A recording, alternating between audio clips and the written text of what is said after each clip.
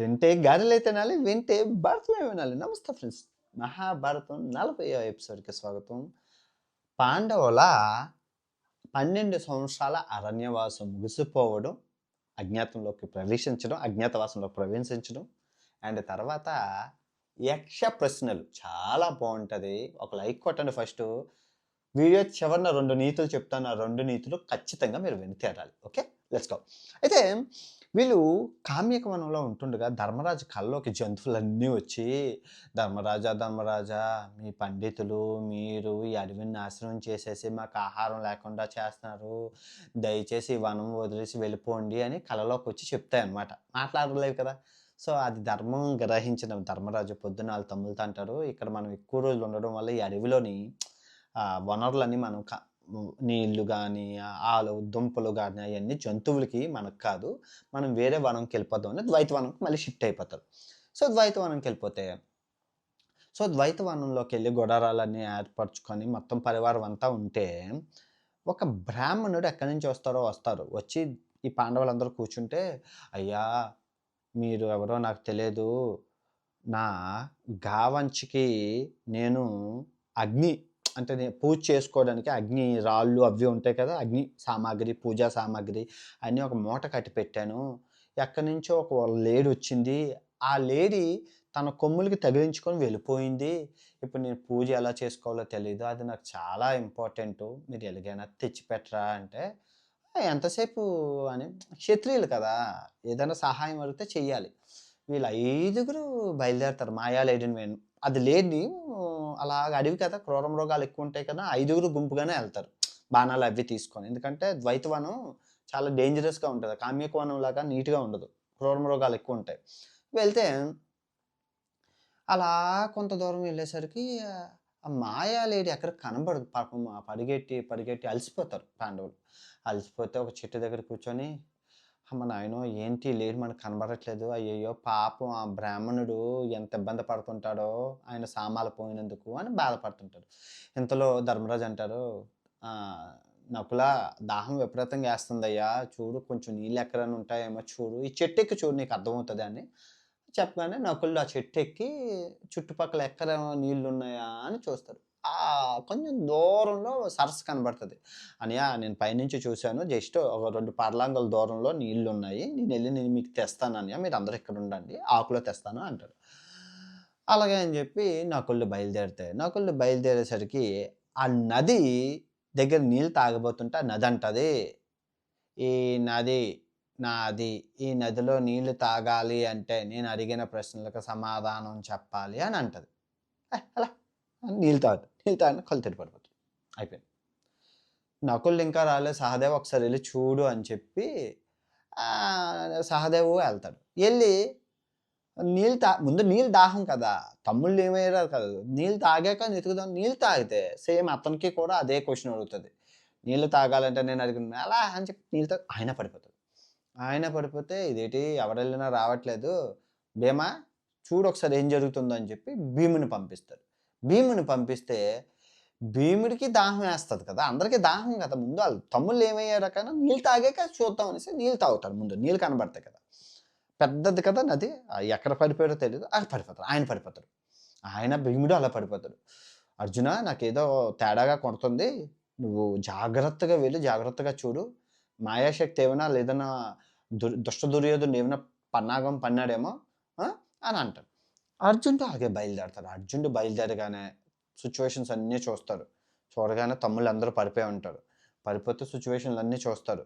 ముందు ఆ తమ్ముళ్ళు పడిపోయారు కదా! మనం నీళ్లు తమ్ముల మీద జల్లుదాం అని చెప్పి అర్జునుడు ఆకుతో నీళ్లు తీసుకోబోతుంటే, "నా పేరు యక్షుడు.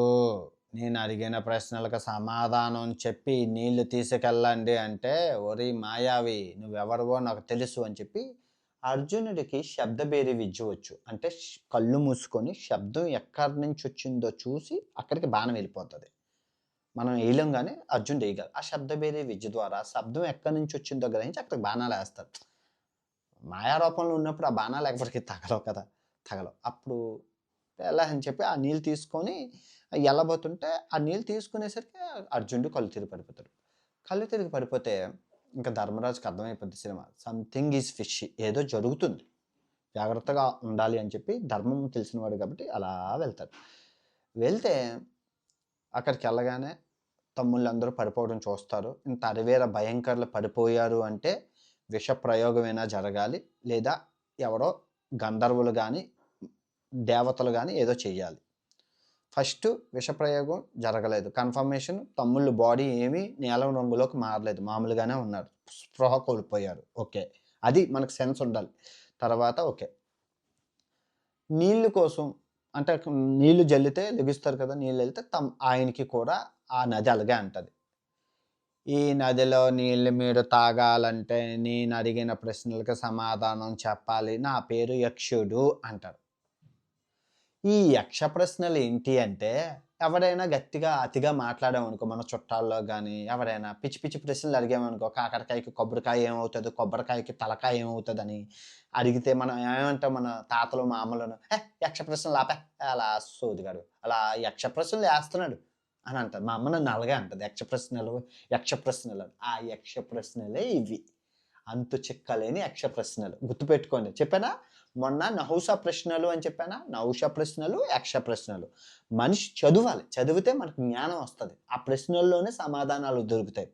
అయితే ధర్మరాజుకి, నేను యక్షుణ్ణి, నువ్వు గనక నేను చెప్పిన సమాధానం చెప్తే నీకు తగిన మూల్యం ఉంటుంది అనగానే అలాగే అడిగితే ఫస్ట్ ప్రశ్న ధర్మం అంటే ఏంటి అంటే చెప్తాడు, న్యాయం అంటే ఏంటి అని చెప్తాడు, ధర్మం గొప్పదా న్యాయం గొప్పదంటే చెప్తాడు, అసూయ అంటే ఏంటి, తల్లిదండ్రుల ప్రేమల్లో ఏ ప్రేమ గొప్పది, పుత్రుడు ఎలా ఉండాలి, రాజు మర్యాదలు ఎలా ఉండాలి అని చెప్పి ఒకటి తర్వాత ఒకటి ధర్మం అధర్మం, న్యాయం, దోపిడీ, దుర్మార్గం, కామం, మోక్షం, మార్గం, అబ్బో ఒకటేంటి ఒకటి తర్వాత ఒకటి బాణాలు అలా అలా ప్రశ్నలు సంధిస్తూనే ఉంటారు యక్షుడు. దీనికి సమాధానం నాన్ స్టాప్గా చెప్తాడు. ఇంకా చెప్పి చెప్పి చెప్పి ధర్మరాజు అని ఊరికనే అనలేదు, అందుకే ధర్మం తెలిసిన వాడు కాబట్టి కరెక్ట్గా సమాధానం. ధర్మం తెలిసిన వాడితో ప్రపంచంలో ఎవరు అని ఓడించలేరు, ఎవరు మాట్లాడలేరు.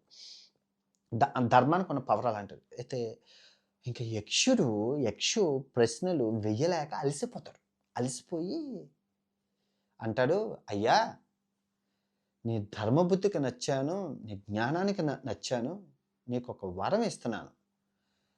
నీ నలుగురు తమ్ముళ్ళో ఒక తమ్ముడి ప్రాణాన్ని నీకు ఇచ్చేస్తున్నాను. ఓకే, ఏ తమ్ముడు కావాలో కోరుకో అంటారు. అంటే అయ్యా నకులుడి ప్రాణం నాకు బతికిచ్చవా అంటారు.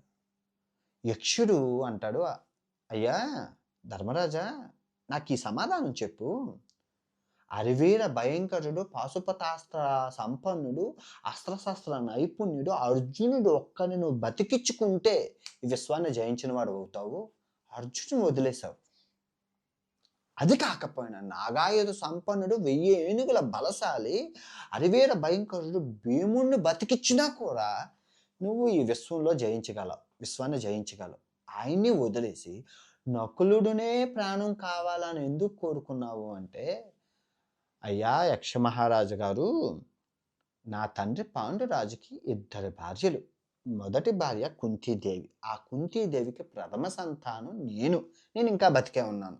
రెండో భార్య మాద్రి యొక్క ప్రథమ సంతానం మా నకులుడు, అందుకే నకులు ప్రాణం కోరుకున్నాను, ఇదే కదా ధర్మం అంటారు. నిజంగా అయ్యా ధర్మరాజా, నువ్వు పేరు పెట్టుకున్నందుకు నిజంగా ధర్మాత్ముడు అయ్యా, నీ ధర్మాన్ని మెచ్చి నీకు నీ మిగిలిన 3 తమ్ముళ్ళ ప్రాణాలు బహుమతిగా ఇస్తున్నాను, తీసుకో అని చెప్పి 3 బతికించేస్తారు. అంతా హ్యాపీగా ఉంటుంది. ధర్మరాజా గుర్తుపెట్టుకో, నువ్వు అడిగినది చాలా న్యాయమైనది, స్వార్థం లేని కోరిక కాబట్టి ఇంకో ఒక్క వరం ఇస్తున్నాను, కోరుకో అంటారు. అంటే ఏమని కోరుకుంటారో తెలుసా, అయ్యా నేను ఆ బ్రాహ్మణుడు గావంచ అంటే ఆ మూట పూజ చేసుకునే మూట పోయిందంట, దయచేసి అది ఎతికి పెట్టండి అయ్యా అంటే, మళ్ళీ యక్షుడు అంటాడు, ధర్మరాజా నీ ధర్మానికి ఏం చెప్పాలయ్యా, ఆ మూట పెద్ద వరవా, ఏ అపూర్ణాయిషో ఏ ఏదో ఒక మంత్రం కోరుకోవాలి కానీ ఇలాంటివి కోరుకుంటావు ఇంత చిన్నవి, మళ్ళీ ఇంత మంచి వింటయ్యా, ఆ మాయా రూపంలో వచ్చింది నేనే, ఆ పంతుల రూపంలో వచ్చింది నేనే. అసలు నేనెవరినో తెలుసా? నేను ధర్మరాజుని, నీ తండ్రిని అని చెప్పి ధర్మరాజు బయటకొచ్చేస్తారు. నిజంగా నా కొడుకు అయిన నిన్ను పరీక్షించడానికి నువ్వు ధర్మబుద్ధితో ఉన్నావా? అధర్మ బుద్ధితో ఉన్నావా? అని చెక్ చేయడానికొచ్చానయ్యా. నిజంగా నేను గొప్ప తండ్రిని. నా వరప్రసాదంతో పుట్టిన ధర్మరాజువు నువ్వు. నిజంగా నువ్వు నాకన్నా గొప్పవాడివి అని చెప్పి దీవిస్తారు. ఇదిగో నువ్వడిగిన కోరికలన్నీ ధర్మబద్ధమైనవే. అసలు స్వార్థంగా ఏమీ ఆడుకోలేదు. సో, మీకు నేనే వరం ఇస్తున్నాను. ఏం వరం అంటే, మీది రేపటితో అరణ్యవాసం ముగిసిపోతుంది 12 సంవత్సరాలు. రేపటి నుంచి మీరు అజ్ఞాతవాసంలోకెళ్తున్నారు. అజ్ఞాతవాసంలోకెళ్ళే ముందు మీరు ఈ మనసులోని ఈ మంత్రం జపించి మీ ఐదుగురు మీరు ఏ రూపంలో కావాలంటే ఆ రూపంలోకి వెళ్ళిపోవచ్చు. సో, మిమ్మల్ని ఎవ్వరు గుర్తుపట్టరు. మీరు ఏ రూపంలో కావాలంటే కుక్కలాగా అవుతారా? నక్కలాగా అవుతారా? ఏనుగులాగా అవుతారా? ఏ రూపంలోకైనా మీరు మారిపోవచ్చు అని చెప్పి వరం ఇచ్చి అక్కడి నుంచి మీకంతా శుభం కలుగుగాక అని చెప్పి ధర్మరాజు అక్కడి నుంచి మాయమైపోతాడు. అదంతా మాయ, అదంతా ధర్మరాజు ఆడిన నాటకమే కాబట్టి అందరూ వచ్చేసాక కామ్యకవనంలో ద్వైతవనంలో ఉన్న పండితులందరికీ చేతులెత్తి అయ్యలారా, అమ్మలారా ఇన్నాళ్ళు మాతో ఉన్నారు. మీ మంత్రశక్తి, మీ వేదాలు, మీ మంత్రాలతోని మమ్మల్ని చాలా ఉన్నతంగా చూసుకున్నారు. మాకు చాలా సేవ చేశారు. మీ అందరికీ జన్మ జన్మలా రుణపడి ఉంటాను అని ధర్మరాజు అందరికీ ప్రార్థించి ఇంక మేము అజ్ఞాతవాసంలోకి వెళ్తున్నాము. మీరు మీ రాజ్యాలు, మీ గృహాలకు వెళ్ళిపోవండి. ధర్మం మా ఎంట ఉంటుందని చెప్తే అందరూ మిమ్మల్ని దీవిస్తారు. అందరిని దీవించి ఆ పండితులందరిలో ఉత్తమమైన ఒకడున్నారు ధౌమ్యుడు అనేసి. ఆయన ఈ ఈ పాండవులకి పురోహితుడు. అంటే పంతులు టైప్ అనమాట. అన్నీ చూస్తారు. ఫ్యామిలీ పంతులు. ఆయన ముందుకొచ్చి మీ మీ చరిత్ర, మీ భవిష్యత్తు, మీ ఫ్యామిలీ గురించి బాగా తెలిసిన వాడుగా చెప్తున్నాను. మీరు ఇంతవరకు రాజుల్లాగా, మహారాజుల్లాగా, చక్రవర్తుల్లాగా మీరు బతికారు. కానీ ఈ అజ్ఞాతవాసంలో మీరు ఒక రాజు కింద కూలివాడిలా పనిచేయాల్సొస్తది. అది మీకు రాదు.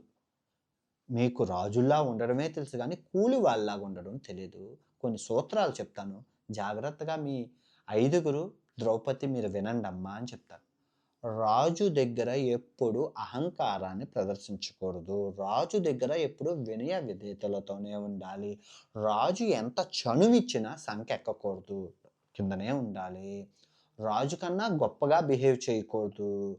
రాజు దగ్గర నవ్వకూడదు. రాజు దగ్గర ఎగసాకాలు చేయకూడదు. రాజుని మోసం చేయకూడదు. రాజధనాన్ని మీరు అనుభవించకూడదు.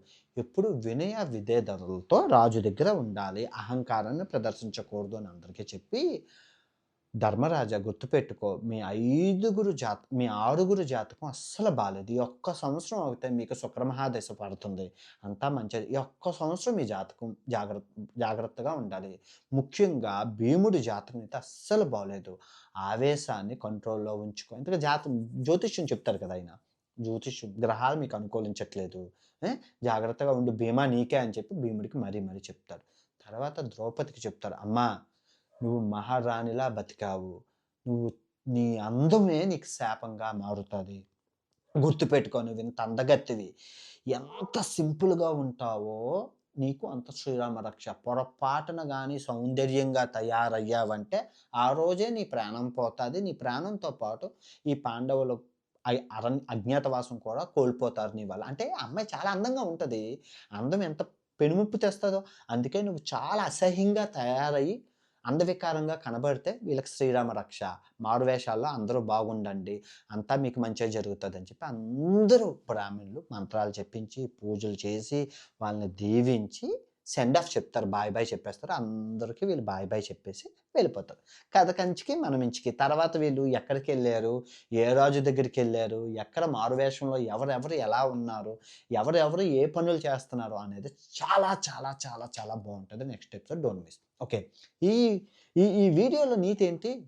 ఫస్ట్ నీతి, పిల్లలు జాగ్రత్తగా ఉంది. పిల్లలు కనడం చాలా ఈజీ. కుక్క, పంది కూర గంపుడేసి పిల్లల కంటే అది డజంట్ మ్యాటర్. పిల్లల కనడం ఈజీయే.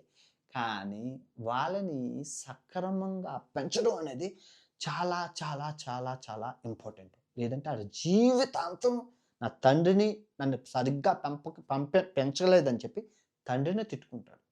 కొడుకు కొడుకు సరిగ్గా పెరగకపోతే దాని తప్పు తండ్రిది గుర్తుపెట్టుకోండి. కూతురు సరిగ్గా ఉండకపోతే ఆ తప్పు తల్లిదే. దే దేశంలో ప్రజలు సరిగ్గా లేకపోతే దాని తప్పు ఆ దేశ రాజుది. అంటే మన ముఖ్యమంత్రిది గుర్తుపెట్టుకోండి. ఈ 3 తప్పులు. సో, ఆ విధంగా పిల్లల్ని పెంచాల్సిన బాధ్యత తల్లిదండ్రుల మీద 100కి 100% ధర్మరాజే ఎగ్జాంపుల్. ధర్మరాజు ఆళ్ళ తండ్రి యమధర్మరాజు వచ్చి చెక్ చేసుకోలేదా? కొడుకు ధర్మంగా ఉన్నారా? అధర్మంగా ఉన్నారా? వచ్చి చెక్ చేసారా? మీరు మీ పిల్లల్ని ఎప్పుడైనా చెక్ చేసారా? ఎప్పుడైనా చెక్ చేసారా? నీ పిల్లడు ఏం చూస్తున్నాడు ఫోన్‌లోని? ఎవరితో మాట్లాడుతున్నాడు? ఎవరైనా గర్ల్ ఫ్రెండ్స్ ఉన్నారా? ఏమైనా ఏది స్మోకింగ్ గాని, డ్రింకింగ్ గాని నేర్చుకున్నారా? ఎప్పుడైనా చెక్ చేసారా? ఎప్పుడైనా చెక్ చేసారా? చెక్ చేయలేదు కదా! వాళ్ళు పోయారంటే చేతులకి అలా కాకులు పట్టుకొని లాభం లేదు. మొక్కేమో వంగంది మౌనేమో. పిల్లల విషయంలో చాలా చాలా చాలా చాలా కఠినంగా ఉంటే వాళ్ళు ప్రయోజకులవుతారు. గుర్తుపెట్టుకోండి. నా తండ్రి అలాగే నన్ను పెంచాడు. పిర్ర మీద అట్ల కాడ పెట్టుకొని వాతలుంటాయి. మీకు చూపించడం బాగోదు. నా పిర్ర చూపిస్తే మీకు కనబడతది. వాతలు ఎన్నుంటాయో. అట్ల కాడ పెట్టి వాతలు పెట్టారు నాకు. ఓకే. అది పక్కన పెట్టి. రెండో నీతి ఇది జాగ్రత్తగా మనందరం పేదవాళ్ళం. ఇండియాలో ఎక్కువ శాతం పేదవాడు, మధ్యతరగతే ఉంటాడు. మనందరం ఎవరో ఒకరి దగ్గర కాళ్ళ కింద పనిచేస్తాం. అంటే మన యజమాని ఎంత చనువిచ్చినా వినయ విధేయతలతోనే ఉండాలి. డబ్బిచ్చువాడు దేవుడు. పని ఇచ్చినవాడు యజమాని ఎప్పుడు దేవుడి కన్నా ఎక్కువే. దేవుడిని పూజించకపోయినా పర్లేదు కానీ యజమానిని నువ్వు పూజించాలి.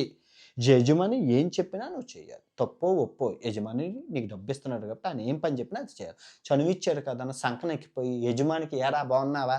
ఏరా మాయా" అని ఎగతాళి చేయడం గానీ, యజమానిని అవమానించడం గానీ ఎప్పుడూ చేయకూడదు. ఇది గుర్తుపెట్టుకుంటే జీవితాలు ప్రతి ఒక్కరి జీవితం బావుంటది. నా యజమాని దగ్గర నాకు పనిచ్చిన యజమాని దగ్గర నేను శిరస్సు ఉంచే ఉన్నాను. ఏ రోజు సమాధానం చెప్పలేదు. ఆయన నన్ను కొట్టినా, తిట్టినా నేను ఎన్నో మంది దగ్గర పనిచేశాను. హోటల్‌లో పనిచేశాను, స్టూడియోలో పనిచేశాను, సైకిల్ షాప్ దగ్గర పనిచేశాను. ఎన్నో అంటే పార్ట్ టైమ్ జాబ్‌లు, క్యాటరింగ్‌ల పనులు చేశాను. నా యజమానులు ఏం చెప్పినా నేను చేశానే తప్ప నేను ఆళ్ళకేం ఎదురు చెప్పలేదు. ఓకే. సర్వే జన సుఖినో భవంతు. రేపు కలుసుకుందాం. చాలా బావుంటది. మిస్ చేయకండి. ఇక నుంచి అంతా ఘట్టాలన్నీ సూపర్ అదిరిపోద్ది.